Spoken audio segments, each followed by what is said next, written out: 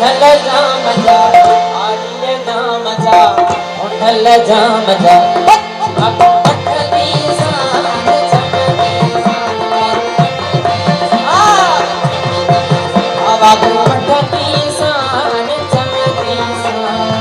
नहीं बन रात बंगोरनी तुझ तो देखो तुझ तो देखो तुझ तो देखो जया मना को जया मना को लैला हो लैला लैला में जाजिए लैला में जाजिए लैला में जाजिए लैला में जाजिए लैला हो।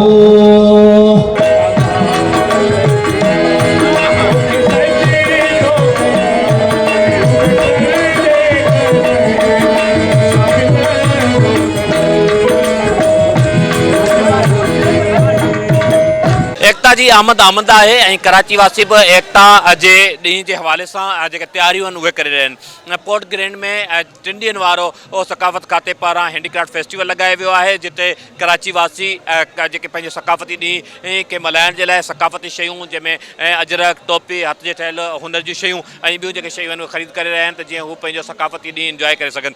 हिते जेके स्टॉल्स लॻल आहिनि जिन स्टॉल क़ाइमु कया आहिनि उन्हनि स्टॉल लॻाईंदड़नि खां थोरे जेके ख़रीदारी कंदड़नि खां मालूम कंदासीं त हू पंहिंजी एकता जो ॾियारो कीअं मल्हाईंदा ऐं उन वारे सां कहिड़ियूं तयारियूं करे रहिया आहिनि। सो असां जेको हे क्राफ्ट लॻायो आहे, तव्हांखे ख़बर आहे सिंध जी तहज़ीब जेका आहे 5000 साल खां बि वधीक पुराणी आहे।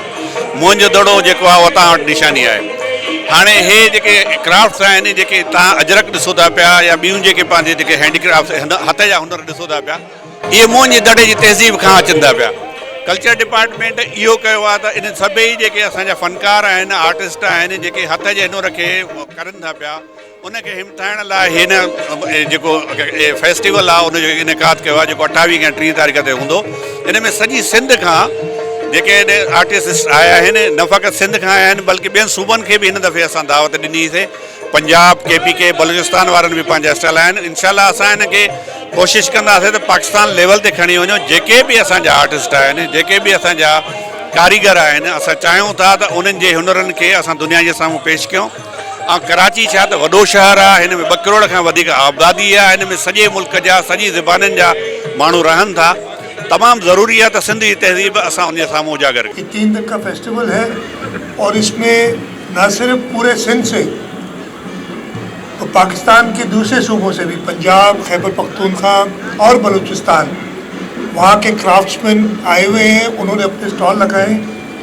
मैंने तकरीबन एक स्टॉल यहाँ विज़िट किया और देख के बड़ी खुशी हुई है। और ख़ास तौर पे कि मुझे खुशी हुई है कि हमारी रूरल एरियाज़ की ख़वातीन वो जो हुनर जानती हैं, और इधर उस हुनर को आप देख सकते हैं जिस तरीके से उन्होंने बलबूसात, कढ़ाई का काम, उसके अलावा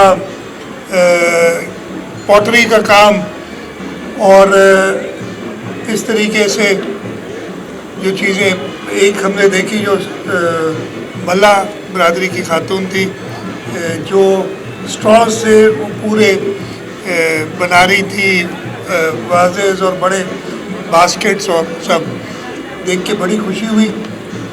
मैं कल्चर डिपार्टमेंट को मुबारकबाद देता हूँ कि यहाँ पे उन्होंने इस फेस्टिवल को ऑर्गेनाइज़ किया है। जैसे बताया गया कि यहाँ पे स्टॉल्स हैं। हमें कई ख़ास तौर पे ख़वातीन ने कहा कि हमें फैसिलिटेट करें कि हम यहाँ दुकान लगाएं, और मैंने मिनिस्टर साहब से कहा है कि जिसको इधर दुकान लगानी है सिंध गवर्नमेंट उनकी मदद करेगी।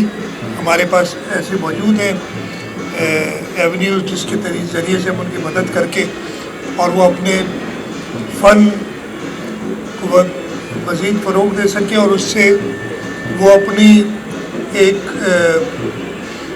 गुजारे के लिए और अपनी एक इनकम जनरेट कर सकें। जो इतना कल्चर, इतना क्राफ्ट और इतना हुनर जो एक कमरे में, एक 4 दीवारी में लोग बैठे हुए बना रहे थे, जो एक आम औरत की थॉट्स थी जिनके पास रास्ते नहीं है, वसाइल नहीं है कि वो आएँ और अपना हुनर किसी को दिखा सकें या इस वर्ल्ड में दिखा सकते हैं। तो कल्चर डिपार्टमेंट जो है मौका दिया इन लोगों को कि आएँ, इन 4 दीवारों से निकलें और दुनिया को दिखाएं कि क्या हम लोग काम कर रहे हैं। आले पे हो, बिल्कुल आले पे हो। कल्चर जो सिस्टम हिते हले पियो, माण्हू मुख़्तलिफ़ टोपियूं वठनि पिया, अजरकूं वठनि पिया, कल्चर जो जेको आहे न बिल्कुलु बहितरीनु नमूने सां हले पियो, माण्हू तयारी में लॻल आहिनि हींअर, जेको कल्चर जे हिसाब सां जेको न कुल लुंगियूं अजरकूं टोपियूं हर सिम हले पियो। मोट ये कालीन आहे, मुंहिंजो कमु आहे थर कारपेट जो कालीन आहे, थर मां कालीन ठहंदा आहिनि, थरी कालीन आहिनि, मुख़्तलिफ़ जेके आहिनि उन मंझि जेके बकरियुनि जी उन आहे या रेडनि जी उन आहे या उन जी धागनि सां वारनि जी धागनि सां जेके आहिनि इहो कालीन ठहंदा आहिनि। कराची जा माण्हू एकता जी तयारी कनि पिया, हीउ मेलो लॻो पियो आहे जंहिंमें वॾियूं वॾियूं फैमिलियूं खणी आया आहिनि, माण्हू पंहिंजा फैमिलियुनि सां गॾु आया आहिनि, शरीक थिया आहिनि।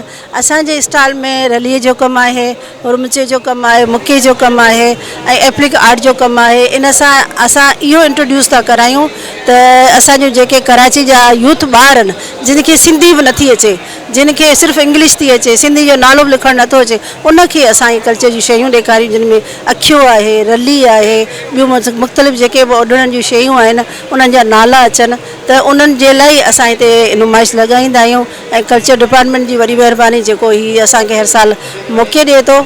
जीअं त माण्हू त पुरजोश आहिनि ऐं हू बि हर साल असांजे तव्हांखे ख़बर आहे त कल्चर जेको डे आहे उहो ॾाढो धूमधाम सां ऐं ख़ुशी सां मल्हायो वेंदो आहे।